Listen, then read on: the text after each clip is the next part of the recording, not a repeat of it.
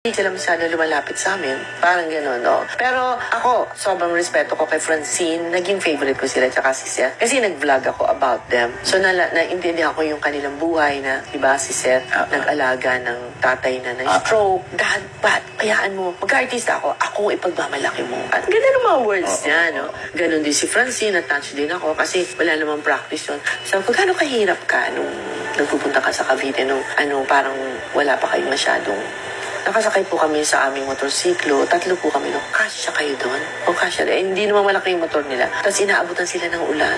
Tapos one time daw, pahuli na daw sila. Napunta daw sila ng Quiapo. Nagdasal na lang daw siya. Kasi mahuhuli na sila dun sa taping na pag hindi siya on time, mabibigay sa iba yung role.